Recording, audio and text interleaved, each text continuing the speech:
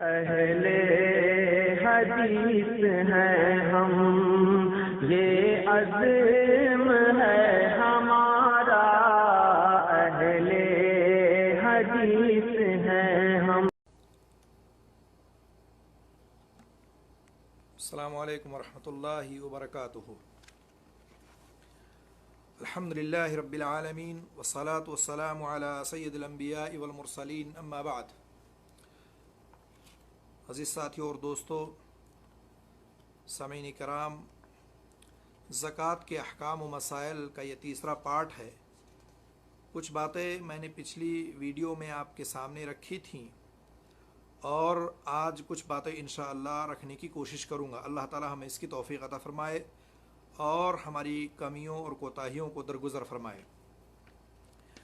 زکوٰۃ کے مسائل میں آپ کو یہ جاننا بہت اہم اور ضروری ہے کہ زکوٰۃ 4 قسم کے مالوں پر واجب ہے۔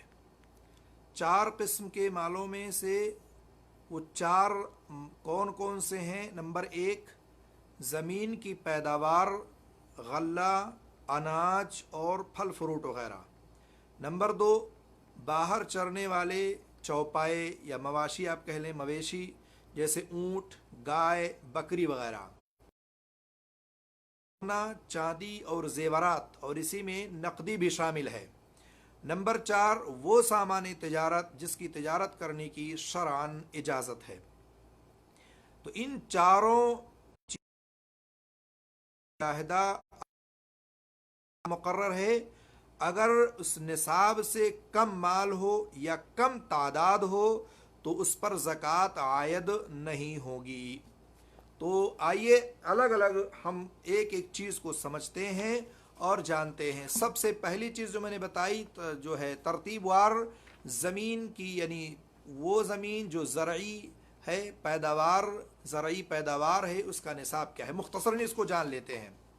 اللہ تعالیٰ نے، آپ جانتے ہیں کہ فرمایا قرآن کریم میں سورہ بقرہ میں، یا ایھا الذین آمنوا انفقوا من طیبات ما کسبتم ومما اخرجنا لکم من الارض۔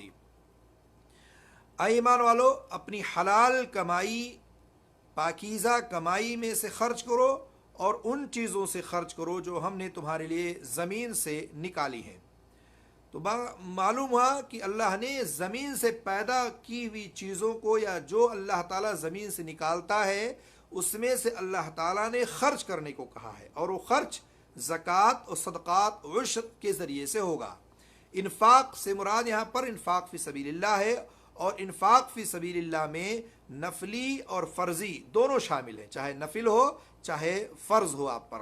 نفلی انفاق کو عام طور پر صدقہ کہا جاتا ہے، اور انفاق اگر فرضی ہے تو اسی کو زکوٰۃ یا عشر کہا جاتا ہے۔ اکثر مفسرین کے نزدیک اس آیت میں جائز تجارت کے ذریعے سے کمائے ہوئے مال اور اسی طرح سے زمین کی پیداوار، یعنی دونوں میں سے انفاق کا جو حکم ہے، یہ جو ہے وجوب پر دلالت کرتا ہے کہ اللہ تعالیٰ نے یہ ان لوگوں پر حکم لگایا ہے جو واجب ہے، جن کے لیے ضروری ہے۔ تو اس لیے دونوں قسم کے مالوں میں زکوٰۃ کے وجوب کی یہ دلیل ہے، اور اللہ کے رسول صلی اللہ علیہ وسلم نے مزید وضاحت کر دی اور فرما دیا ہے کہ اللہ کے رسول فرماتے ہیں کہ بارانی، یعنی جو ہوا ہو اور چشموں سے سیراب ہونے والی زمین اگر ہو، تو اس طرح زمین میں نمی والی زمین کی پیداوار میں عشر ہے، یعنی 10واں حصہ ہے۔ اور جس زمین کو آپ نے ٹیوب ویل سے، مشین سے، رہٹ سے، یہ اس طرح سے آپ نے سیراب کیا ہے، اسی چاہے تو اس میں نصف عشر ہے، یعنی 20واں حصہ ہے۔ یعنی یہاں 20 کنٹل میں 1 کنٹل دینا ہے، اور وہاں 10 کنٹل میں 1 کنٹل دینا ہے۔ یہ صحیح بخاری کی روایت ہے۔ تو معلوم یہ ہوا کہ زمین سے پیدا ہونے والی ہر چیز میں زکوٰۃ ہے، سوائے سبزیوں کے، کیونکہ اس میں زکوٰۃ نہ نکالنے کی صراحت حدیث میں موجود ہے، جو ابھی آگے بیان کروں گا میں۔ اور اس میں یہ بھی ایک شرط ہے کہ پیداوار 5 وسق سے یا اس سے زیادہ ہو، تب آپ زمینی پیداوار میں زکوٰۃ ادا کریں گے۔ 5 وسق یعنی گویا اناج اور غلے، اس سے کم پیداوار میں زکوٰۃ عائد نہیں ہوگی۔ جیسے 1 وسق جو ہے 60 سا، 5 وسق جو ہوئے وہ 300 سا ہو گئے، جس کا وزن آپ لگا تقریباً 20 من ہوتا ہے، جس کو ہمارے ہاں معاشرے میں وزن کے حساب سے اس کو 7.5 کنٹل تقریباً مانتے ہیں، یا 7 کنٹل 20 کلو مانتے ہیں۔ اس طرح سے اگر کسی کے ہاں 7.5 کنٹل تقریباً یا 7 کنٹل 20 کلو جو بھی ہو اگر پیدا ہوتا ہے تو اس کے اوپر زکوٰۃ واجب ہے، فرض ہے کہ وہ اپنے پیداوار میں سے عشر یا نصف عشر ادا کرے، جس طرح سے اس کی زمین کی پیداوار ہوئی ہے، یعنی وہ آسمانی بارش سے ہوئی ہے یا بذات خود اس نے ٹیوب ویل اور مشین وغیرہ سے سینچائی کی ہے، اسی حساب سے اس میں سے وہ زکوٰۃ ادا کرے گا۔ زرعی پیداوار کی زکوٰۃ کو اس لیے عشر کہا جاتا ہے، گویا کہ اس میں 2 قسمیں ہوتی ہیں، ایک عشر اور ایک نصف عشر، اور اصطلاح میں انہی دونوں کو عشر کے نام سے جانا جاتا ہے اور تعبیر کیا جاتا ہے۔ تو معلوم یہ ہوا کہ زمینی پیداوار میں آپ کو اس طرح سے ادا کرنا ہے اور جو ہے زکوٰۃ نکالنا۔ اسی لیے اللہ کے رسول نے فرمایا تھا کہ اگر زمینی بارانی ہے، زمین میں بارش ہوئی ہے، بلکہ جو ہے بارش کے وجہ سے قدرتی چشموں سے وغیرہ سے آپ نے سیراب کیا ہے، اس میں آپ کا کچھ خرچ نہیں ہوتا ہے، تو اس کی پیداوار سے 10واں حصہ آپ نکالیے، عشر نکالیے۔ اور اگر زمین غیر بارانی یعنی جیسے نہر وغیرہ سے، ٹیوب ویل وغیرہ سے اور ایسی چیز آپ نے سیراب کیا ہے اور اپنے اخراجات برداشت کیا ہے، خرچ کیا ہے، تیل وغیرہ لائے ہیں، ڈیزل وغیرہ لائے ہیں، محنت کیا آپ نے، تو نصف عشر یعنی 20واں حصہ آپ اس میں سے نکالیں۔ دلیل کیا ہے؟ آئے دیکھتے ہیں۔ والعیون او کان عثریا العشر وما سقیا بالنضح نصف العشر۔ فرمایا اللہ کے رسول صلی اللہ علیہ وسلم نے کہ اس پیداوار میں جسے آسمان یعنی بارش یا قدرتی چشمے سیراب کریں، یا وہ زمین نمی والی ہو یعنی نہر اور دریا کے ساتھ میں ہونے کی وجہ سے اس زمین میں نمی اور اتنی نمی رہی ہو کہ اسے پانی دینے کی ضرورت ہوئی ہو، تو اسے عشر یعنی 10واں حصہ نکالا جائے گا، اور جسے ڈول یا مشین یا ٹیوب ویل وغیرہ سے سیراب کیا جائے اس میں 20واں حصہ نکالا جائے گا۔ 20واں حصہ اور 10واں حصہ کا مطلب ہے 10%۔ اس طرح سے آپ کو نکالنا ہے اور ادا کرنا ہے۔ تو میرے بھائی اور دوستو، یہ چیز آپ کو جاننی ضروری ہے کہ کتنا ابھی غلے یعنی گیہوں کی پیداوار ہوئی ہے اور اس کے بعد چاول کی پیداوار ہوگی، تو گیہوں کی پیداوار آپ جو اندازہ لگائیں، وزن لگائیں کتنا پیدا ہوا ہے۔ اگر 7.5 کنٹل تقریباً اگر آپ کے پاس پیدا ہوا ہے تو اس طرح سے آپ اس میں سے جتنی پیداوار آپ کی وزن کریں یا جس طرح سے آپ جو ہے بنیا کو دیتے ہیں، تولاتے ہیں، تو اس وزن کے ذریعے سے آپ کو ایک اندازہ لگ جائے گا، اسی حساب سے آپ عشر یا نصف عشر جس طرح آپ نے سینچائی کی یا نہیں کی ہے اس میں سے ضرور عشر نکالیں۔ یہ زمینی پیداوار ہے، ہماری ذمہ داری ہے۔ اسی طرح سے زکوٰۃ صرف اسی پیداوار سے ادا کی جائے گی جو ذخیرہ کی جا سکتی ہو، جیسے گندم، گیہوں جس کو آپ کہتے ہیں، چاول ہے، یا اسی طرح سے مکئی وغیرہ ہے، ٹھیک ہے۔ اور سبزی وغیرہ جو پیداوار ہوتی ہے وہ سبزی وغیرہ ذخیرہ نہیں کی جا سکتی ہے، اور زیادہ دیر تک وہ ٹک بھی نہیں سکتی ہے۔ اسی لیے اللہ کے رسول صلی اللہ علیہ وسلم نے فرمایا، سنن دارقطنی کی ایک روایت ہے، اگر جس سند ضعیف ہے، جامع ترمذی نے کے ساتھ ہے، کہا کہ لیس فی الخضروات زکوۃ وفی روایت صدقۃ، یعنی کہتے ہیں کہ سبزیوں میں زکوٰۃ کے متعلق یہاں بھی امام سند میں کچھ مقال اور کچھ گفتگو ہے، لیکن کثرت طرق سے یہ مروی ہے اور قابل احتجاج بھی ہے، اور علامہ البانی نے بھی اس حدیث کو کثرت طرق کی وجہ سے صحیح قرار دیا ہے کہ خضروات میں سبزیوں میں زکوٰۃ نہیں ہے اور ایک روایت میں صدقہ نہیں ہے۔ تو معلوم یہ ہوا کہ اس طرح سے آدمی اگر سبزیاں پیدا کرتا ہے، جو پیدا ہوا بیچ دیا، ذخیرہ نہیں ہو سکتا ہے، اکٹھا نہیں کر سکتا ہے، تو اس میں زکوٰۃ نہیں ہے۔ لا تاخذوا الصدقہ الا من هذه الاربع، اللہ کے رسول فرماتے ہیں کہ صرف ان 4 چیزوں سے زکوٰۃ وصول کرنا، جو گندم ہو، الشعیر والحنطہ، کشمش گندم کے بعد جو اور گندم اور منقع، والزبیب والتمر، اور انگور اور کھجور، یہ 4 چیزیں ہیں جس میں زکوٰۃ نکالی جائے گی اور ادا کی جائے گی۔ علامہ البانی نے اس حدیث کو اگرچہ صحیح قرار دیا، لیکن بعض علماء کے نزدیک حدیث مرسل ہے، اسی لیے اکثر ائمہ اس بات کے قائل ہیں کہ مذکورہ چیزوں کے علاوہ اور بھی چیزیں جو زمین سے پیدا ہوتی ہیں، جیسے مثال کے طور پر باجرہ ہے، مکئی ہے، گنا ہے، سرسوں ہے، بہت ساری چیزیں جو تمام چیزوں سے بھی زکوٰۃ جائے گی اور نکالی جائے گی۔ اللہ نے کہا مما اخرجناکم من الارض، یعنی اس کے تابع ہے کہ جو کچھ بھی زمین سے آپ نے پیدا کیا ہے، اللہ تعالیٰ نے جو اگایا ہے اور آپ نے محنت کی ہے، اس میں سے آپ کو زکوٰۃ ادا کرنی ہے اور نکالنی ہے۔ سبزیوں کو استثناء کیا گیا ہے کہ وہ سبزیاں جو نہیں رکھی جاتی ہیں اور نہیں ہو پاتی ہیں، اس میں زکوٰۃ نہیں ہے۔ اس کے علاوہ یہ بھی جان لیں آپ کہ دو شرطوں کا پایا جانا ضرور، وہ دو شرطیں اگر نہیں پائی جائیں گی تو بھی آپ کے لیے مشکل ہو جائے گا۔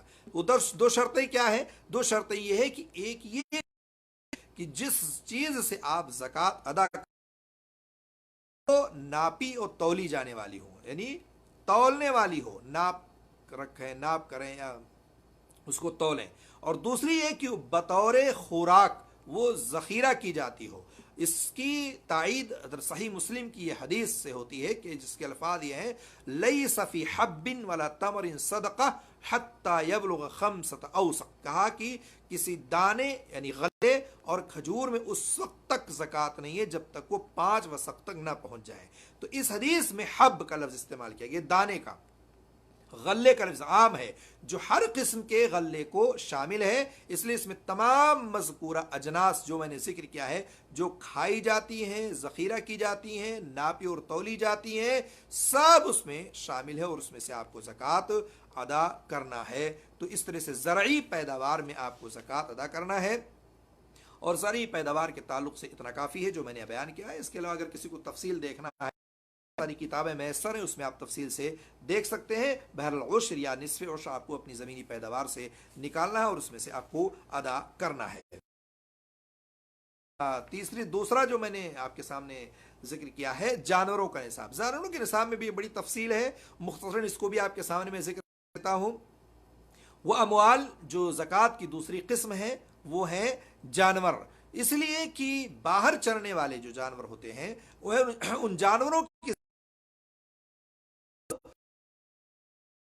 سال گزرنے کے علاوہ تیسری شرط یہ ہے کہ سارا کا سارا سال یا سال کا اکثر و بیشتر حصہ جنگلوں میں گھومیں پھریں، کھائیں پیئیں اور اس طرح اپنی زندگی کو گزاریں۔ اگر ان جانوروں کو سارا سال یا سال کا بیشتر حصہ مالک خود اپنی جیب سے کھلاتا ہے، پلاتا ہے، گھر پہ رکھتا ہے تو ان میں زکوٰۃ عائد نہیں ہوگی۔ اور چوتھی شرط یہ کہ وہ جانور غیر عاملہ ہوں، یعنی کام کرنے والے نہ ہوں۔ اگر آپ کے پاس ایسے کام کرتے ہیں جیسے بیل ہے اور اسی طرح سے اور کوئی تو اس طرح سے یہ عام جانوروں کی حیثیت جو ہوتی ہے وہ آلات و مشینری کے حالات کے حساب سے جو زکوٰۃ سے مستثنی ہوتی ہے۔ تو جن جانوروں کو زکوٰۃ لینے کا حکم احادیث میں موجود ہے اس کی 3 قسمیں ہیں۔ پہلی قسم ہے اونٹ، اور دوسری قسم ہے بکریاں جس میں بھیڑ اور دمبے بھی شامل ہیں، اور تیسری قسم ہے گائے، بھینس بھی اس میں شامل ہوگی۔ اب کیسے زکوٰۃ ادا کرنا ہے ان کو؟ جن کے پاس اونٹ ہے، جن کے پاس بکریاں ہیں، یا جن کے پاس گائے اور بھینس وغیرہ ہیں، کیسے ادا کیا جائے گا میں مختصراً آپ کے سامنے اس کو ذکر کرتا چلتا ہوں۔ پہلی چیز اونٹ ہے جس کے پاس، تو اونٹ کے تعلق سے اللہ سے کم ہو ان میں زکوٰۃ نہیں ہے۔ 5 اونٹ سے جب زیادہ ہوگی تو پھر ان کو تعداد کے اعتبار سے زکوٰۃ، اب وہ بڑی تفصیل ہے کہ 5 سے لے کے 24 تک، اسی طرح سے ہر 5 اونٹ پہ ایک بکری دینی پڑے گی، 9 تک، پھر 10 سے 14 سے لے کے 19 تک، پھر 20 سے 24 تک، یہ سب ایک ہی نصاب شمار ہوگا۔ اور اسی طرح سے 25 سے 35 تک، 36 سے 45 تک، یہ لمبا ایک سلسلہ ہے جس کو ہمارے معاشرے میں اونٹ نہ تو پالا جاتا ہے نہ ہم لوگ رکھتے ہیں۔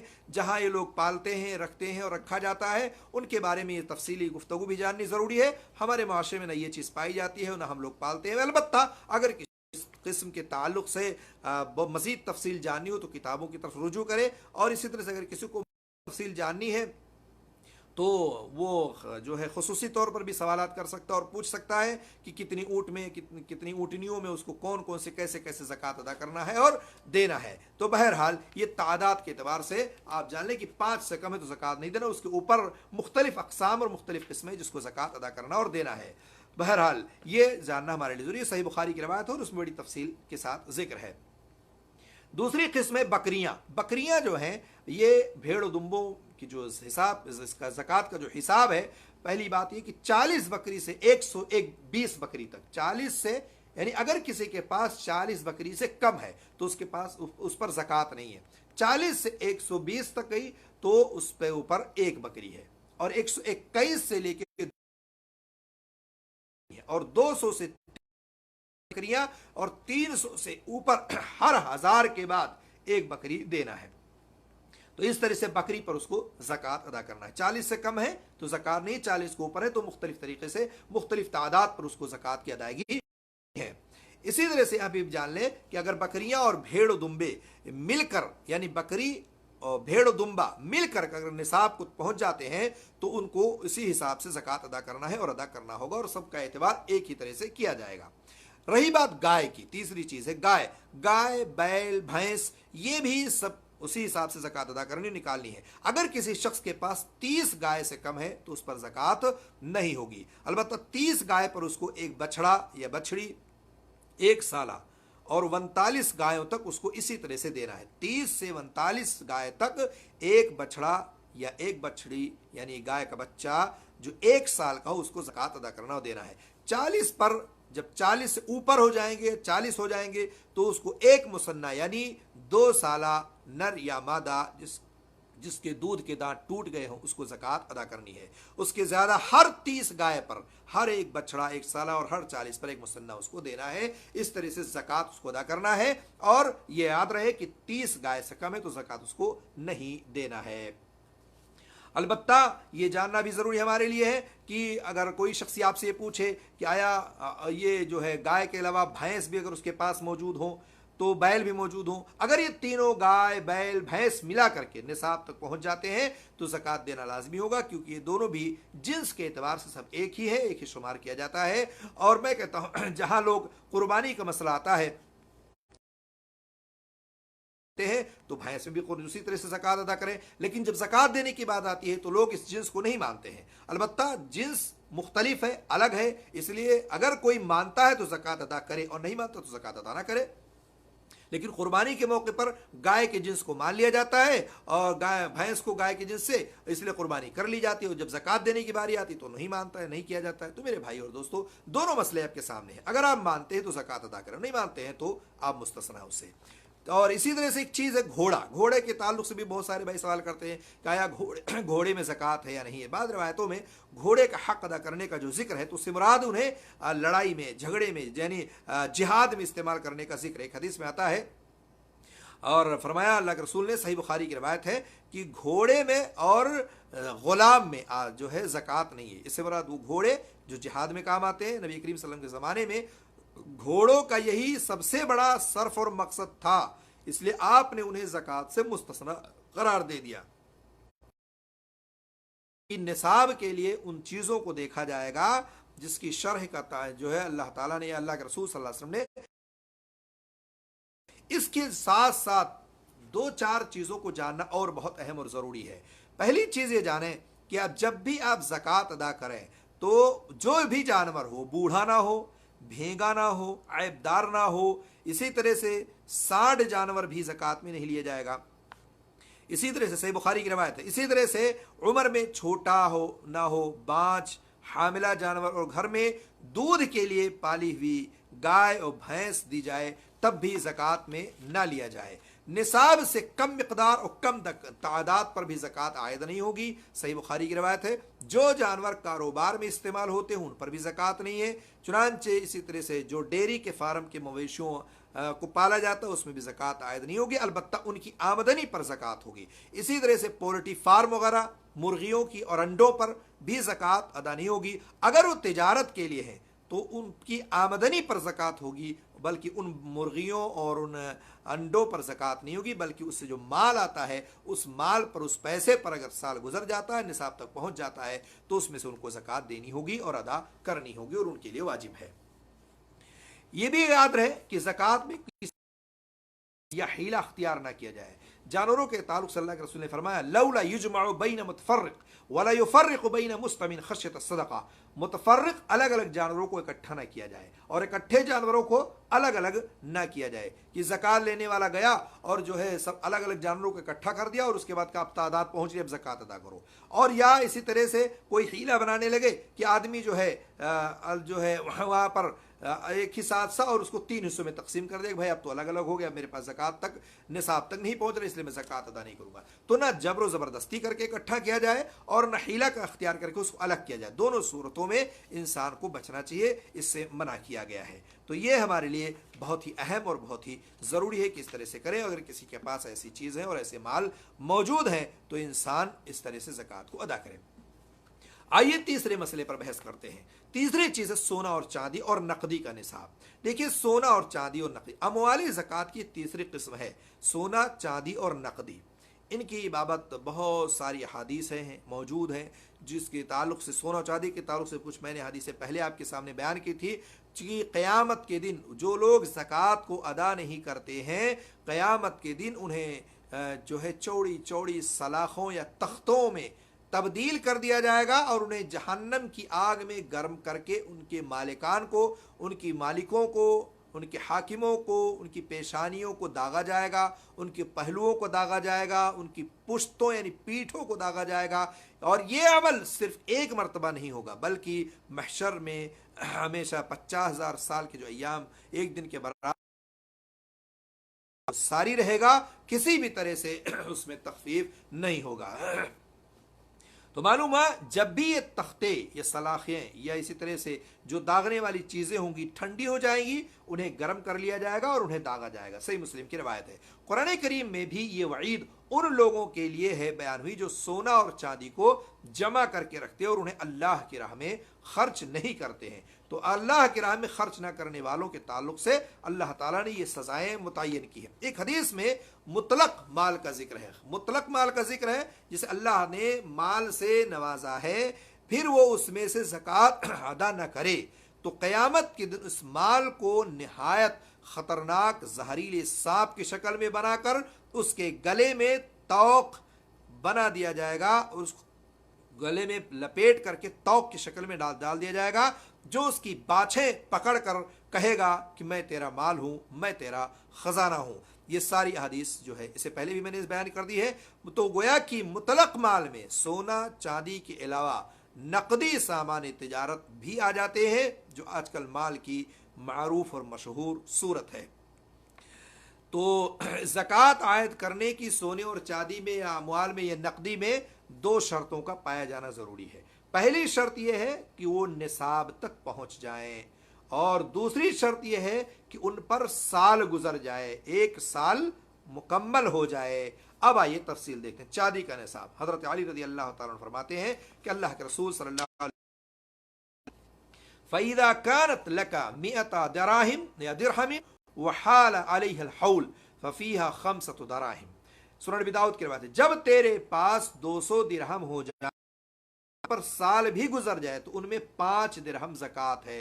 हज़रत अबू सईद खुदरी से रिवायत है कि अल्लाह के रसूल ने फरमाया, लैसा फ़ीमा दून ख़म्स औक़िन सदक़ा अवाक़िन सदक़ा वलैसा फ़ीहा दून ख़म्सिन ज़ौदिन सदक़ा वलैसा फ़ीमा दून ख़म्स औक़िन सदक़ा। सही बुखारी की रिवायत है कि 5 उक़िये से कम में ज़कात नहीं है और 5 ऊँटों से कम में ज़कात नहीं है और 5 वसक़ यानी 300 सा यानी तकरीबन जो मैंने कहा 20 मन या 7.5 कुंटल तकरीबन कम से गल्ले में ज़कात नहीं है। तो सही बुखारी की हदीस में उक़िये का लफ्ज़ इस्तेमाल हो। उक़िया जो चांदी का एक सिक्का था, 1 उक़िया 40 दिरहम का होता था, यूँ 5 उक़िये 200 दिरहम के हो गए। इन दोनों हदीसों में चांदी का निसाब 200 दिरहम साबित होता है जिसका वजन 52.5 तोला होता है। 52.5 तोला चांदी अगर किसी के पास है तो वो ज़कात निकालेगा आज के हिसाब से तकरीबन 618 ग्राम, बहुत सारे हजरात कहते हैं कि 595 ग्राम, कोई कहता है 590 ग्राम। बहरहाल जो भी वज़न बनता हो 52.5 तोला चांदी का, उसमें अगर किसी के पास है तो उसको ज़कात अदा करना और देना है। कितना देना है? इसमें ज़कात 40वां हिस्सा देना है, यानी 2.5% आपको देना है। 100 में 2.5% देना है। 200 दिरहम में कितना हुआ? 5 दिरहम हुआ। आजकल के हिसाब से आप लगा लें कि अगर किसी के पास 52.5 तोला चांदी है, मौजूदा वक्त की कीमत क्या है, रेट क्या है, और उसी रेट के हिसाब से कीमत निकालना है तो 2.5% यानी इस तरह से वो निकालेगा, पैसे को जोड़ करके 2.5% उस पैसे का निकाल देगा और ज़कात को अदा कर देगा। तो बहरहाल ये कम से कम, अगर इससे ज़्यादा किसी के पास है तो उस हिसाब से उसकी कीमत लगाएगा और उसमें ज़कात को अदा करेगा। सोने के निसाब का ताल्लुक हज़रत अली रज़ी अल्लाह तआला अन्हु की एक हदीस है जो नबी करीम सल्लल्लाहु अलैहि वसल्लम ने फरमाया है, वलैसा अलैका शैउन यानी फिद्दहब हत्ता तकून लका 20 दीनारन फ़इज़ा कानत लका 20 दीनारन व हाल अलैहा हौल फ़फ़ीहा निस्फ़ दीनार फ़मा ज़ादा फ़बिहिसाबि ज़ालिक। सुनन अबी दाऊद की रिवायत है, और सोने में तुझ पर कुछ नहीं है जब तक कि वो 20 दीनार ना हो जाए। बस वो जब 20 दीनार हो जाए और उन पर साल गुजरे तो उनमें निस्फ दीनार ज़कात है। बस जो उससे ज़्यादा हो तो उसी हिसाब से ज़कात अदा करनी होगी। इस रिवायत को जो मैंने आपके सामने पढ़ी है अबू दाऊद की, अगरचे कुछ सनद है में कुछ गुफ्तगू है, हाफिज़ इब्न हजर रहमहुल्लाह कहते हैं दीगर बाज़ मुहक्किकीन ने और बहुत सारे मुताबिआत और शवाहिद की बुनियाद पर इसे हसन भी करार दिया गया है। शेख अलबानी ने भी इरवाउल गलील में बाज़ हदीस व आसार और उनके शवाहिद को बयान किया है, जिससे ये बात साबित हो जाती है कि सोने के निसाब के लिए मज़कूरा हदीस की ये बुनियाद सही है। अलबत्ता मैं इस पर भी और तफसील आपके सामने बयान करता हूँ। तफसील से बयान करने इसलिए भी ज़रूरी है कि पिछले दर्स में जो पहले मैंने बयान किया, पहला दर्स जो मेरा पार्ट था, एक भाई मेरे ऊपर बड़े ज़ोर से भड़के और बहुत लंबी चौड़ी उन्होंने तहरीर लिख डाली कि पता नहीं कैसे लोग सोने और चांदी पर ज़कात को लागू करते हैं, जबकि कोई सही हदीस मौजूद नहीं है, जबकि कोई ऐसी रवायत मिलती नहीं है, जो रवायतें मिलती हैं वो सब सही नहीं है और ज़ईफ़ हैं और मौजू है, ना जाने कैसी कैसी बहुत लंबी चौड़ी उन्होंने गुफ्तगू की उसमें, और उसके साथ साथ उन्होंने ऑडियो भी मेरे पास बना करके भेजा। मैंने कहा भाई मैंने अभी उस पर बहस ही नहीं की और मेरे ऊपर आप भड़क रहे हैं, और इतना ज़्यादा नाराज़ होने की ज़रूरत नहीं है। अलबत्ता मैं जब इस मसले पर गुफ्तगू करूँगा तो तफसील दोनों आएगी, है या नहीं है, या दोनों गिरोह और दोनों जमातों के बात को मैंने आपके सामने रखूँगा, तब आप कहिएगा कि मैंने माना या नहीं माना, या है या नहीं है। इससे पहले आपको भड़कने की ज़रूरत नहीं। बहरहाल आप ये जान लें कि सोने पर ज़कात है, और सोने पर का निसाब चाहे वो डली हो या ज़ेवरात की शक्ल में हो, आपको उसमें ज़कात देना, और 40वां हिस्सा इसमें भी है, जिस तरह से जो है चांदी पे 40वां हिस्सा यानी 2.5% इसमें भी आपको ज़कात देना है। अब जाहिर सी बात है ये सोने और चांदी के साथ साथ जवाहर वगैरह जो है यानी मोती, याकूत, ज़मुर्रद, अलमास, मरजान, ये सारी चीज़ें हैं, इसमें ज़कात नहीं है। जैसे लोहा, तांबल, पीता और सीसा वगैरह में ज़कात नहीं है। अलबत्ता अगर कोई इनकी तिजारत करता है तो शराइत के मुताबिक उनको ज़कात अदा करनी होगी।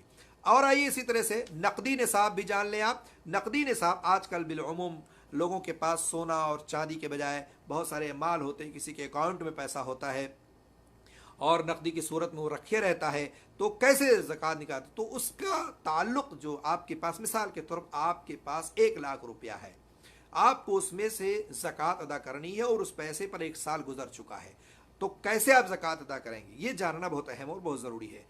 बहुत लोगों के पास सोना चांदी नहीं लेकिन रुपया होता है और वो लोग बाकायदा अपने अकाउंटों में पैसा रखते हैं।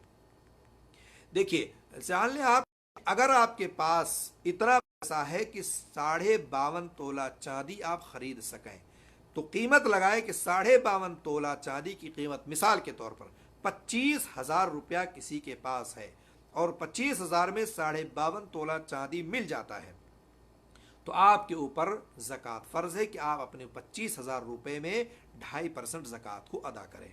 अब अगर आपके पास 1 लाख है, 10 लाख है, 20 लाख है, उसको जोड़ करके उसी हिसाब से आप ज़कात को अदा करें।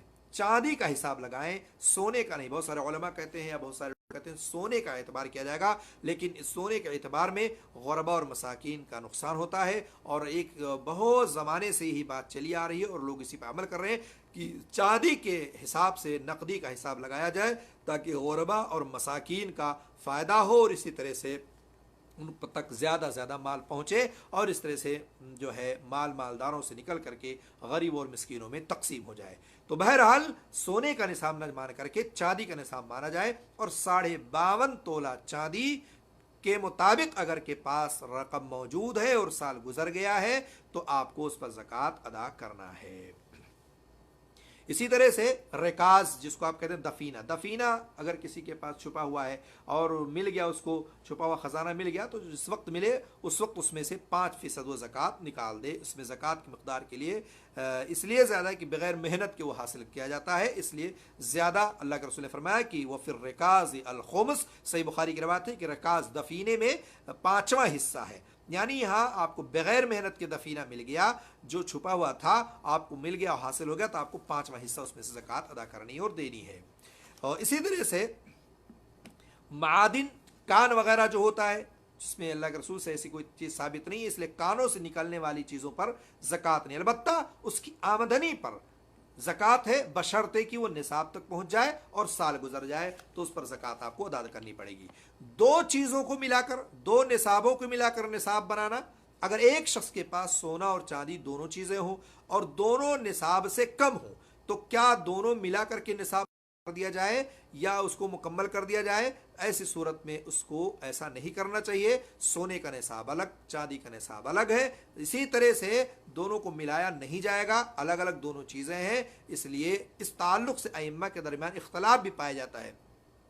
بہت سارے جیسے امام مالک، امام حنیفہ رحمہ اللہ کے خیال میں ہے کہ ایسے شخص کو دونوں چیزوں کو ملا کر کے زکوٰۃ ادا کر دے، اگر وہ نصاب تک پہنچ جاتا ہے تو زکوٰۃ نکال دینی چاہیے. البتہ بہت سارے لوگ، اکثر علماء اہل حدیث خاص طور سے، ان کی ہاں ایسی چیزیں نہیں ہیں. وہ ہر ایک چیز کو الگ الگ نصاب مانتے ہیں اور ہر ایک چیز الگ الگ ہے بھی. سونا الگ چیز ہے، اس کی قیمت الگ ہے، اس کا نصاب الگ ہے. اسی طرح سے چاندی الگ چیز ہے، اس کی قیمت الگ ہے، اس کا نصاب الگ ہے. اس لیے دونوں کو ملایا نہیں جائے گا.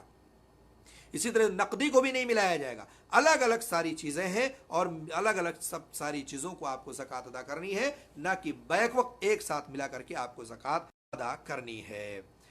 تو بہرحال یہ آپ جان لیں کہ الگ الگ ساری چیزوں کا زکوٰۃ متعین ہے. اب رہی بات زیور کے تعلق سے، جو زیورات پہنی جاتی ہیں، سونے چاندی کے زیور کی زکوٰۃ میں بہت سارے اختلاف ہیں. میں آپ کو اس میں بھی مختصراً آپ کو بتا دیتا ہوں تاکہ آپ سمجھ لیں. جو اختلاف وہ بات سمجھنی چاہیے. دیکھیے، تمام اہل علم کا اس بات پر اتفاق ہے کہ سونا اور چاندی سکوں کی شکل میں ہو یا ڈلی کی شکل میں ہو، اس کی زکوٰۃ ادا کرنا واجب ہے، ضروری ہے. لیکن سونے اور چاندی سے بنے ہوئے خواتین کے زیورات سے متعلق جو عورتیں پہنتی ہیں، اس کے متعلق اختلاف ہے کہ آیا ان میں زکوٰۃ ہوگی یا زکوٰۃ دی جائے گی یا نہیں دی جائے گی. جمہور علماء کرام کے ہاں زیورات کی شکل میں سونے چاندی کو استعمال کرنے پر ایسے مال سے خارج ہو جاتے ہیں جن پر زکوٰۃ لاگو ہوتی ہے، کیونکہ زیورات میں اضافے کا امکان نہیں ہوتا ہے. جبکہ حناف اس بات کے قائل ہیں کہ زیب و زینت کے لیے زیورات استعمال کرنا واجب ہونے میں کوئی رکاوٹ اور کوئی ایسی چیز نہیں ہے کہ مانع بنے. انہوں نے اپنے اس موقف کو اصل دلیل بنایا ہے، اس لیے احادیث میں بھی اس کی تائید ہوتی ہے. بہرحال دوسری بات، سونے چاندی کے زیورات پر زکوٰۃ سے متعلق علماء کرام کے ہاں 3 شرطوں کو مد نظر رکھ کے سمجھا جائے گا اور آپ کو سمجھنا چاہیے. پہلی چیز، زیور سونے یا چاندی سے بنا ہوا ہو. چنانچہ اگر زیور کسی اور چیز سے بنا ہوا ہو سونے اور چاندی کے علاوہ، تو بالاجماع اس میں زکوٰۃ نہیں ہے. کوئی بھی زیور ہو اگر سونے چاندی کے علاوہ ہے تو اس پہ زکوٰۃ نہیں ہے. ابن عبد البر رحمہ اللہ کہتے ہیں اگر جواہرات سے بنا ہوا، مثال کے طور پر یاقوت سے بنا ہوا ہے، ٹھیک ہے، تو ایسی چیزوں میں جس میں سونا اور چاندی استعمال نہ کیا گیا ہو تو بالاجماع اس پر زکوٰۃ نہیں ہوگی. اسی طرح سے شیخ ابن باز رحمہ اللہ کہتے ہیں کہ ہیرے جواہرات وغیرہ سے بنے ہوئے زیورات کی اگر تجارت مقصود نہ ہو، یعنی تجارت نہ کی جائے، تو اس میں زکوٰۃ نہیں. اگر تجارت کر رہا ہے تو پھر اس کو اس کے مال میں زکوٰۃ دینی پڑے گی. شرعی طور پر زیور جائز ہو، ایسے زیور جو شرعی طور پر جائز ہو.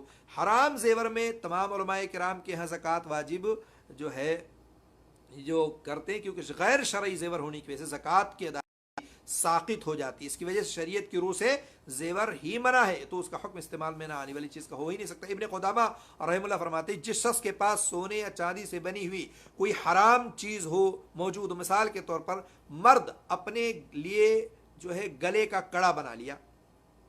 اب ظاہر سے بات، مرد کے لیے اس نے اپنے لیے گلے کا کڑا بنا لیا، چین لگا. اسی طرح سے قرآن مجید کی آرائش کے لیے جو ہے سونے کا استعمال کرنے لگا قرآن مجید کے لیے، قلم دان بنا لیا، دوات بنا لیا، چراغ وغیرہ بنا لیا، تو اس میں زکوٰۃ واجب ہوگی، کیونکہ ایسی چیزیں بنا کر استعمال کرنے سے سونے کی اصلیت باقی رہتی ہے، بالاجماع زکوٰۃ واجب ہوگی۔ تو بہرحال یہ دیکھیے، شیخ ابن عثیمین رحمہ اللہ کا فتویٰ دیکھتے ہیں۔ شیخ ابن عثیمین کہتے ہیں کہ کوئی عورت سانپ کی شکل کے کڑے بنوائے اور اپنے گلے میں پہننے کے لیے تو حرام ہے اس کے لیے، کیونکہ جانوروں کی شکل پر مشتمل ایسے زیورات پہننا حرام ہے، یا اسی طرح شیر کی شکل کا ہار پہنے تو وہ بھی اس کے لیے حرام ہے۔ اسی طرح سے زکوٰۃ ادا کرنا ہوگی، اسی طرح مرد کی سونے کی انگوٹھی بنوا کر پہلے تو نصاب پورے ہونے کی صورت میں اس پہ زکوٰۃ ہوگی، اور نہ وہ مکمل ہوتا ہی نہیں ہے، نصاب پہنچتا ہی نہیں ہے تو اس پہ زکوٰۃ دینا ہی نہیں ہے۔ تو بہرحال یہ چیز آپ کے لیے جاننا ضروری ہے کہ کیسے بنا ہوا، حرام طریقے سے یا حلال طریقے سے۔ زیور استعمال کے لیے تیار کیا گیا، اب یہاں بحث آتی ہے، ایسے زیور کے بارے میں اختلاف ہے جو کہ انسان استعمال اور زیب و زینت کے لیے تیار کرواتا ہے۔ ایسا زیور جو استعمال اور زینت کے لیے تیار نہ کروایا جائے، مثلا تجارت کرے یا کرایہ پر دینے کے لیے زیور رکھے یا پھر اپنی رقم محفوظ کرنے کے لیے تیار کیا جائے، تو سب کے سب اس بات پر جو ہے اجماع ہے سب کا کہ سب کو زکوٰۃ ادا کرنی ہوگی اور زکوٰۃ دینی ہوگی۔ اگر وہ تجارت کے لیے، کرایہ پر دینے کے لیے یا اپنی مال کو محفوظ کرنے کے لیے وہ شخص زیور کو بنا کے رکھتا ہے۔ ابن قدامہ کہتے ہیں ایسا زیور جو کرایہ پر دینے کے لیے یا ضرورت کے وقت بیچ کر استعمال کرنے کے لیے تیار کی گئی ہو اور رکھا گیا ہو تو اس میں زکوٰۃ دینی ہوگی، کیونکہ اس وقت زیور کی زکوٰۃ ساقط ہوتی ہے جب زیور کو استعمال کیا جائے، ان کا یہ کہنا ہے۔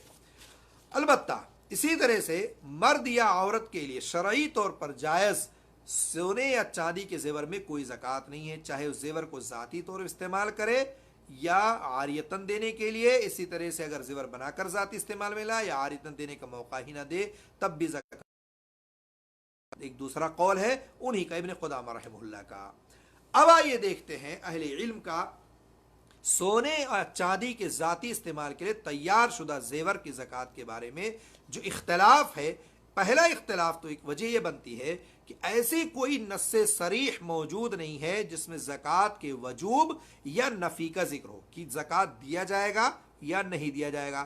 چنانچہ جتنی بھی حدیث اس بارے میں موجود ہیں یا تو ان کے پائے ثبوت تک پہنچنے میں اختلاف ہے یا پھر ان کے سمجھنے میں اختلاف ہے، اور اس میں اختلاف کی ایک وجہ یہ بھی ہے کہ کچھ اہل علم نے زیور جس چیز سے بنائے گئے ہیں اس چیز کا اعتبار کرتے ہوئے کہا ہے کہ چونکہ یہ زیورات ایسی معدنیات سے بنے ہیں جنہیں لوگ آپسی یا آپس کے لین دین کے لیے استعمال کرتے ہیں، اور اس معدنیات میں بالاجماع زکوٰۃ بھی واجب ہو جاتی ہے، زیورات میں زکوٰۃ واجب ہوگی۔ چنانچہ انہوں نے ڈھلائی کیے ہوئے سونے چاندی کے زیورات اور سکوں پر زکوٰۃ کو واجب قرار دے دیا ہے۔ یہ بعض اہل علم کا قول ہے، اور بعض یا دیگر اہل علم نے اس بات کو مد نظر رکھا ہے کہ یہ زیورات جو ہوتے ہیں یہ سونار کی محنت اور ڈیزائننگ کی وجہ سے سونے چاندی کے سکوں سے مشابہت نہیں رکھ پاتی ہیں، چنانچہ انہیں گھریلو سامان، کپڑا اور دیگر ایسی چیزوں میں شامل کیا، اپنی ذاتی ضروریات پر استعمال کرتا ہے۔ اس قسم کی چیزوں پر بالاجماع زکوٰۃ واجب نہیں ہے، چونکہ گھریلو سامان میں آ جاتا ہے، چنانچہ اس بنا پر اہل علم نے کہہ دیا کہ اس میں زکوٰۃ واجب نہیں ہے۔ دوسرے قسم کے لوگ ہیں تو دو طرح کی بات ہوگی، ایک کچھ اہل علم کہتے ہیں کہ ہونا پڑے گا، زکوٰۃ دینی پڑے گی، اور کچھ لوگ کہتے ہیں زکوٰۃ نہیں دینی پڑے گی۔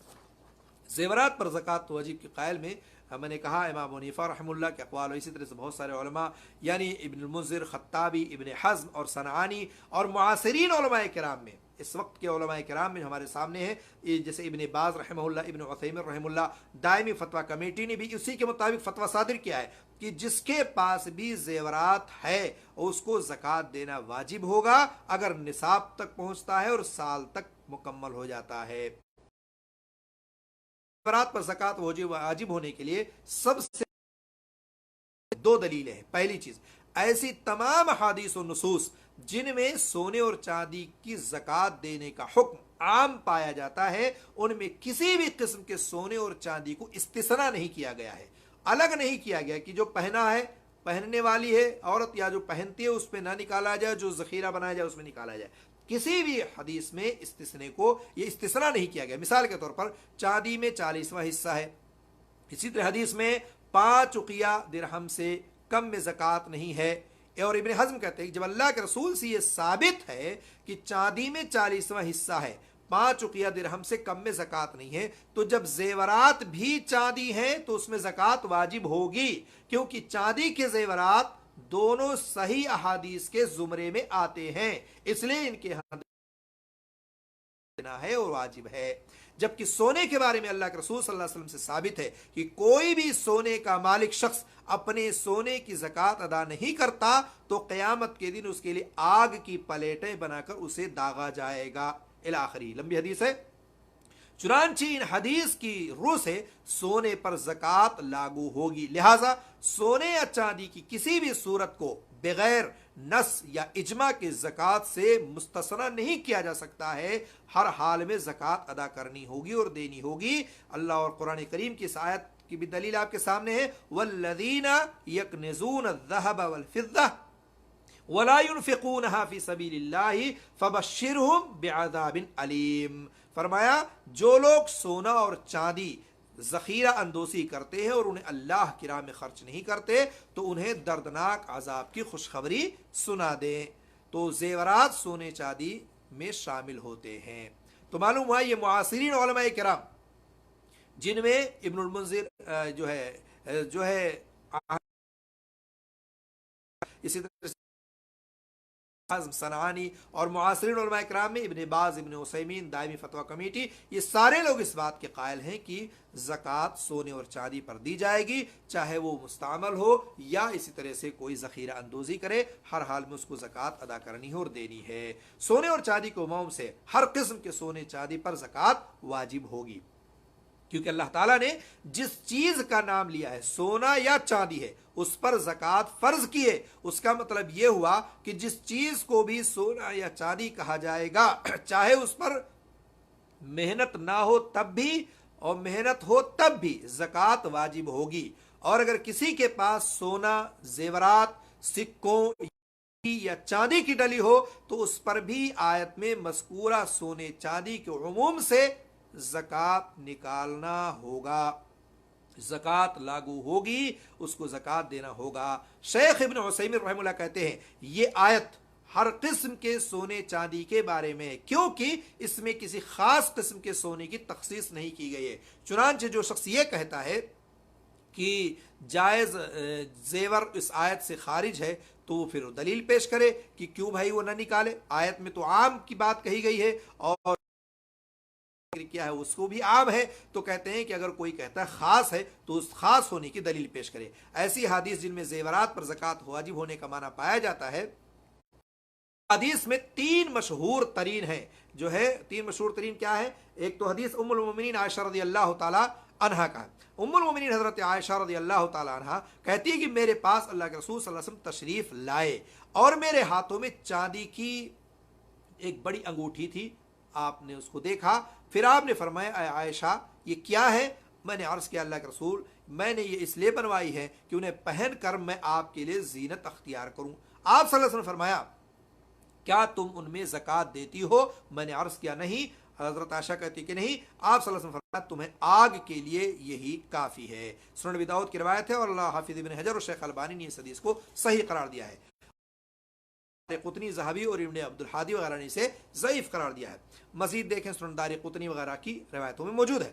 بہرحال دوسری بات، حضرت عطا رحمہ اللہ ام سلمہ رضی اللہ تعالی عنہ سے روایت کرتے ہیں، وہ کہتی ہے کہ میں سونے کا زیور پہنتی تھی تو میں نے آپ صلی اللہ علیہ وسلم سے عرض کیا کہ کیا یہ بھی کنز ہے؟ آپ صلی اللہ علیہ وسلم فرمایا جو زکوٰۃ تو وہ کنز نہیں رہتا. اس کی سند کے راوی ابو داؤد کی روایت ہے. علی بن مدینی کے مطابق ام سلمہ سے سما ثابت نہیں ہے، لیکن بقیہ تمام راوی اس کے ثقہ ہیں. تو معلوم یہ ہوا کہ یہاں دوسری بات بھی ہے جو ام سلمہ کی روایت ہے، یہاں بھی کنز کی بات کہی اور کہا اگر نصاب تک پہنچ جائے تو زکوٰۃ ادا کرو. لیکن اس کے باوجود اس حدیث کو ابن قطان نے صحیح کہا جو یہ روایت ہے ام سلمہ والی. حدیث کے عربی الفاظ اوزاح کا لفظ ہے اس میں. اوزاح کا لفظ چاندی کے زیور پر بولا جاتا ہے اور یہ بالکل واضح سفید ہوتے ہیں لیکن بعد میں سونے کے بولا جانے لگا, اس لیے زکوٰۃ ادا کی جائے گی اور دی جائے گی. تیسری بات, عمر بن شعیب اپنے والد سے اور شعیب اپنے دادا سے بیان کرتے ہیں کہ ایک عورت اپنی دو موٹے کڑے تھے, آپ صلی اللہ علیہ وسلم سے فرمایا کیا تم اس کی زکوٰۃ دیتی ہو؟ خاتون نے کہا نہیں. اللہ کے رسول صلی اللہ علیہ وسلم فرمایا کیا تمہیں یہ بات پسند ہے کہ اللہ تعالیٰ ان دو کڑوں کے بدلے میں آگے کڑے پہنائے, یعنی جہنم کی آگ میں یا آگے کے کڑے پہنائے؟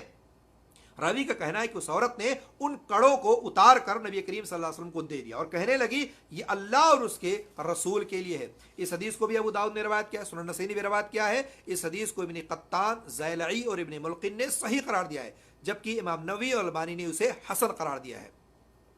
اور امام ترمذی نے, نسائی, ابن حبان اور بہقی, ابن حزم, ابن جوزی نے اسے ضعیف قرار دیا ہے. بہت سارے بھائی ہمارے ضعیف والی روایتوں کو, جن لوگوں نے ضعیف کا اس کو لے لیتے ہیں اور اپنی کتابوں اور اپنے پمفلیٹوں میں لکھ دیتے ہیں, لیکن جن لوگوں نے حسن کہا, جن لوگوں نے صحیح کہا, اس کو چھوڑ دیتے ہیں, اس لیے کہ ان کا مقصد صرف یہ ہوتا ہے کہ جو ہے مستعمل زیورات پر زکوٰۃ نہیں ہے, اس لیے وہ صرف ضعیف والی باتوں کو لیتے اور صحیح والی باتوں کو چھوڑ دیتے. تو یہ علمی خیانت تھی. اس طرح سے آپ تمام چیزوں کو روایت کرو, تمام چیزوں کو لکھیں اپنے پمفلیٹ, اپنی کتابوں میں کہ کن لوگوں نے حدیث کو حسن کہا, کن لوگوں نے حدیث کو صحیح کہا اور کن لوگوں نے ضعیف کہا. دونوں چیزیں آپ کے سامنے ہونی چاہیے. آپ ایک طرفہ اور ایک ہی پہلو بیان کر دیتے ہیں, جس سے عوام میں جو ہے مشکلیں درپیش آ جاتی ہیں اور لوگ بارہا اس چیزوں کو سوال کرتے ہیں. کرام میں سے زیورات پر زکوٰۃ کی فرضیت ابن مسعود رضی اللہ تعالیٰ عنہ سے ثابت ہے. چنانچہ عبداللہ بن مسعود رضی اللہ عنہ سے ایک عورت نے زیورات سے متعلق سوال کیا کہ کیا زیورات میں زکوٰۃ ہے؟ تو آپ نے کیا کہا؟ عبداللہ بن مسعود نے کہا زیورات میں اگر 200 درہم چاندی کے نصاب کے برابر ہو تو اس کی زکوٰۃ دو. تو خاتون نے پوچھا میں کچھ یتیموں کو پال رہی ہوں تو کیا میں انہیں زکوٰۃ دے سکتی ہوں؟ تو عبداللہ بن مسعود نے کہا جی دے سکتی ہو. تو یہ مصنف عبدالرزاق کی روایت ہے. چوتھی بات یہ بھی جان لیں آپ کہ جمہور حنبلی فقہاء کرام سونے یا چاندی کے ذاتی استعمال کے تیار شدہ جائز زیور کے بارے میں زکوٰۃ واجب ہونے کے قائل نہیں. ان کا کہنا ہے سونے چاندی پر زکوٰۃ واجب ہونے کے عام دلائل پر زکوٰۃ صادق نہیں آتے, کیونکہ حدیث مذکورہ لفظ رقہ چاندی یا اقیہ چاندی کے مخصوص مقدار پر زیورات نہیں بولے جاتے بلکہ سونے چاندی کے سکوں پر بولے جاتے ہیں. تو ابو عبید کہتے ہیں ہمارے علم کے مطابق عرب مروجہ سکوں پر ہی بولے جاتے ہیں اور لفظ عوام پر بولا جاتا ہے. چنانچہ 40 درہموں کو اقیہ کہتے ہیں, اس لیے جائے گا. ابن خزیمہ رحمہ اللہ کہتے ہیں عربی زبان میں لفظ ورق ان اہل عرب کی زبان میں جن کی زبان میں ہوئی ہے ایسے زیورات پر نہیں بولا جاتا. شوکانی رحم اللہ فرماتے ہیں زیورات پر زکوٰۃ واجب ہونے کے متعلق جن حدیث میں ورق یا رقہ کا لفظ استعمال ہوا ہے انہیں دلیل بنانا درست نہیں ہے, کیونکہ صحاح اور قاموس وغیرہ لغت کی کتابوں میں بات ثابت ہے. تو بہرحال کہنے کا مقصد یہ ہے کہ جس طرح بہت سارے علماء اور معاصرین علماء کرام اس بات کے قائل ہیں کہ سونا چاندی کسی بھی شکل کی ہو, چاہے زیورات ہو, چاہے پہننے والے ہو, مستعمل ہو یا غیر مستعمل ہو یا ذخیرہ اندوزی کے لیے ہو, سب پر زکوٰۃ. اسی پر علماء اہل حدیث کا, بہت سارے علماء کرام کا عمل ہے اور سالوں سال سے اسی پر عمل ہوتا چلا آ رہا ہے.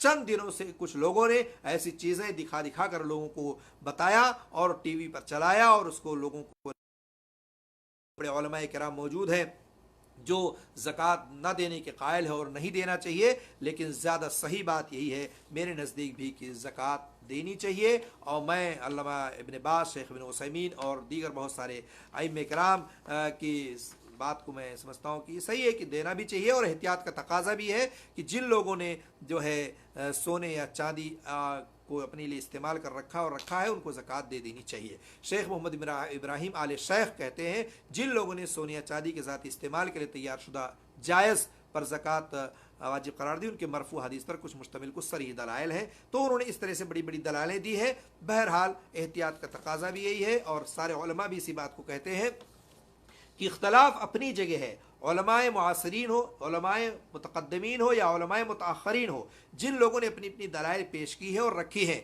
सब के मसले एक साथ हैं और आप देखें सबका मुताला करें और सब। लेकिन फिर भी आपको ज़कात इसलिए अदा करना चाहिए कि अल्लाह के रसूल सल्लल्लाहु अलैहि वसल्लम की कुछ हदीसें ऐसी हैं जो बिल्कुल आम है और आम के हिसाब से जो आपको ज़कात अदा करनी चाहिए। और इसी तरह से बहुत सारी कुरान की आयतें हैं जिसमें तंबीह है और इस बात की तरफ इशारा दिया गया है कि सोने चांदी वालों को ज़कात अदा करना चाहिए और देना चाहिए। तो बहरहाल इख्तलाफ अपनी अपनी जगह पे है, हर मौक़िफ़ की दलील और जो है अपनी अपनी जगह मौजूद है, लेकिन ज़कात अदा कर देना ही मुख्तात है और बरी ज़िम्मा होने के लिए बेहतर यही मालूम होता है। तो इसीलिए खत्ताबी ने कहा था कि एहतियात सिम की ज़कात अदा कर दी जाए। शेख मोहम्मद अमीन शनक़ीती ने भी यही कहा है कि ज़ेवरात की ज़कात अदा करना ही मुख्तात है, क्योंकि जो शख्स शुबहात से बचे तो अपने दीन और अपनी आबरू को महफूज कर लेता और शुबहा वाली चीज़ों को छोड़कर यकीनी बनाना चाहिए और यकीनी चीज़ को अपनाना चाहिए। बाकी कामिल इल्म तो अल्लाह ताला ही के पास है।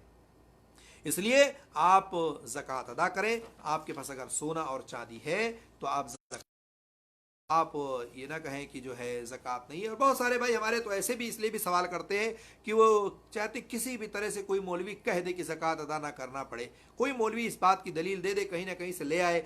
तो अब जाहिर सी बात है जिसके पास कई कई तोले हैं, 10-20 तोले जिसके पास रखे हैं, औरतें साल में 2 साल में कहीं एक बार गले में अपने गहने को डाल लेती हैं और बकिया पूरा पूरा साल 2-2 साल वो अपने गहने में अपने घरों में बक्सों में बंद करके रखती है।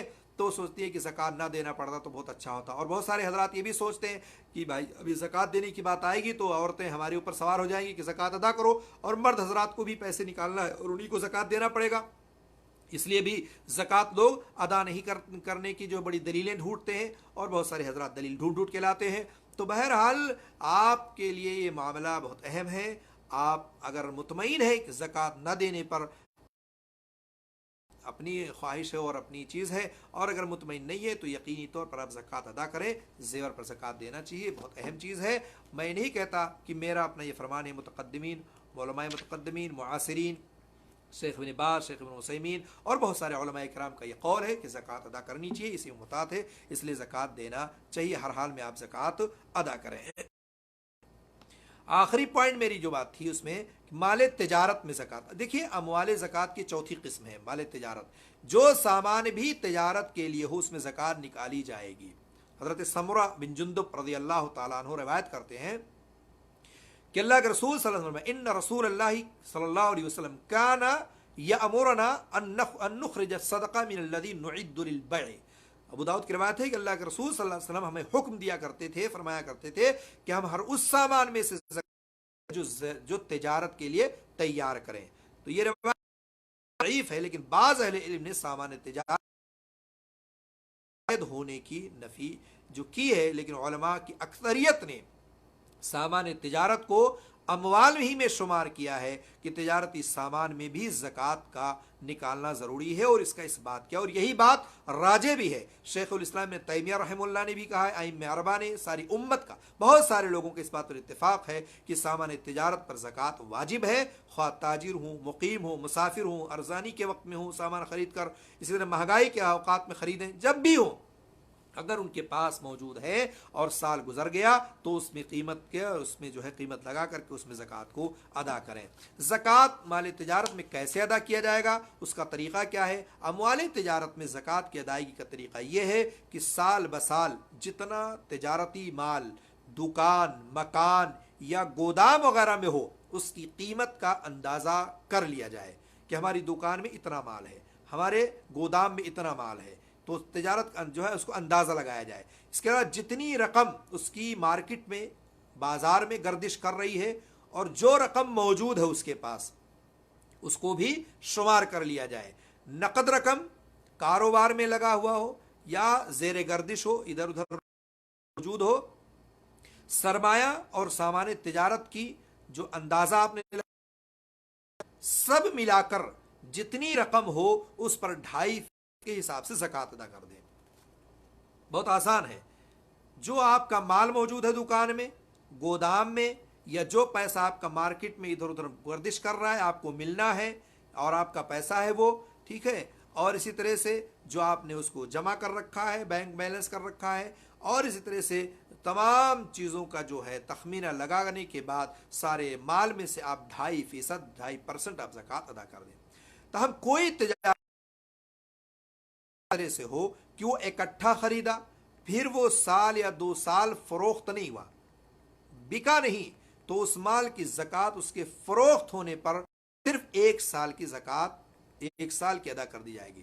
ورنہ عام مال جو دکان میں فروخت ہوتا رہتا ہے اور نیا اسٹاک آتا رہتا ہے، آپ نے بیچا خریدا آیا گیا، وہاں چونکہ فردن ایک ایک چیز کا حساب مشکل ہوتا ہے، اس لیے سال بعد سارے مال کی بحیثیت مجموعی قیمت کا اندازہ کر کے زکوٰۃ کو نکالا جائے گا اور ادا کیا جائے گا۔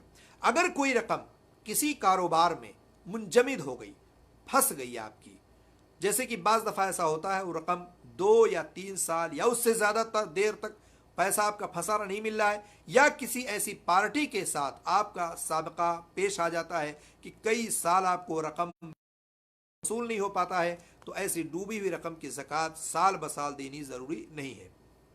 جب رقم وصول ہو جائے اس وقت آپ 1 سال کی زکوٰۃ ادا کر دیں، اور جب بھی وہ آپ کو مل جائے اور وصول ہو جائے۔ تو بہرحال اس طرح سے آپ کو زکوٰۃ دینا چیزیں ہوں، ہمیں ہر حال میں زکوٰۃ ادا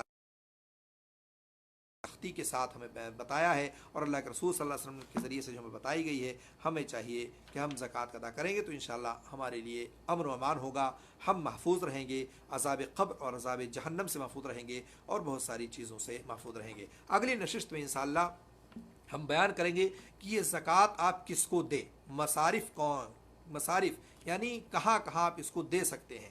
تو مصارف زکوٰۃ بھی جاننی ضروری ہے۔ زکوٰۃ کا مال تو آپ نے نکال دیا، یا آپ کو نکالنا ہے، تو آپ نکال کر کے اس کو کہاں دیں گے، کس کو دیں گے، کہاں صرف کریں گے، وہ انشاءاللہ اگلی نشست میں آپ کے سامنے بیان ہوگا۔ اللہ تعالیٰ سے دعا ہے اللہ تعالیٰ ہم لوگوں کو قرآن و سنت کا پابند بنائے، اور اگر ہم سے کوئی کمی کوتاہی ہو تو اللہ تعالیٰ اس کو درگزر فرمائے۔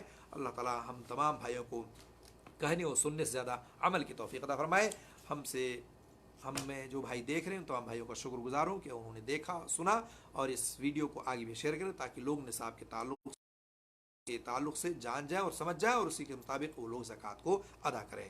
وصلی اللہ علیہ نبینا محمد وآخر دعوانا ان الحمد للہ رب العالمین۔